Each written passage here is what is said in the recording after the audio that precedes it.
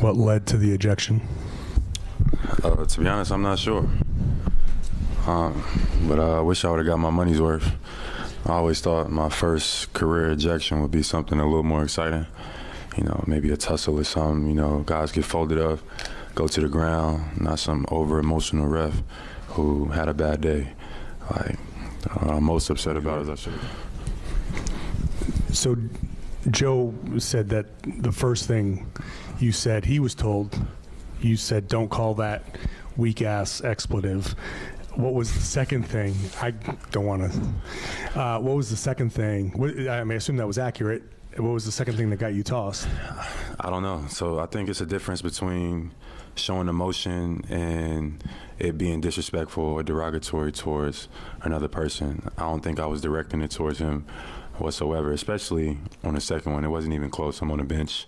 You know what I mean? I'm talking from the sideline. He can't even hear anything I'm saying. So he calls a tech from across the court. That's for sure have to do with somebody having their emotions too involved in whatever else is going on, and they accessing their power with technical fouls. I ain't going to comment on officiating in general, but I am going to comment on this guy in particular tonight. I thought that was... Not to keep harping on it, but it seemed like the first tech happens, you go to another ref and start talking to him about whatever, and then was the other ref, the first tech, that the first guy that called the tech on you, was he still talking to you? Because it looked like he was still talking from across the court. Yeah, after he called the first tech, I wasn't even talking to him. So I was talking to the other ref, trying to explain my case. You could tell his emotions were involved, and X, Y, and Z wanted to make it a back and forth. I'm explaining to the ref, and he calls the second tech from the other side of the court, which was a clear example of somebody exercising their power to try to get somebody thrown out the game. I thought it is what it is. We got the win.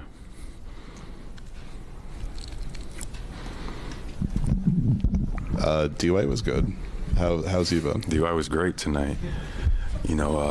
When that second half, the way we played, especially in that third quarter, I think that's what we try to establish as our identity. Being able to play fast, guarding from multiple positions, making the right reads, and like we talked about all season, success is going to look different. Being able to get KP involved, welcome him back, and D-White just being aggressive. We're going to need that over time. We're going to need Sam to be aggressive. We need Peyton to be aggressive. And we got a lot of wide open looks tonight. A lot didn't go in, or a lot did go in, some didn't, but we played the game the right way for the most part. Jaylen, you mentioned having KP back. Just how did he make a difference, especially in the beginning of the game when he made his first 7 shots? Yeah, he's just a threat, and just adds another huge threat to our offense. Him just being 7'3", setting screens, getting down threes, and him being able to shoot the ball, makes teams have to make decisions, which opens up my game, which opens up D-White's game, everybody's game. So KP being on the floor is just him just being there as a threat. Joe used the words empowering your teammates. How were you and Jason in that first quarter kind of getting everybody else going, and what was your mindset going in? Just being aggressive. Definitely my mindset was trying to get guys going. I know KP's first game back, so I wanted to make sure he got his rhythm and stuff like that. So I think my first assist was to him tonight. But just, trying to get guys in spots and empowering them to play and getting out in transition. That was just kind of my emphasis for tonight.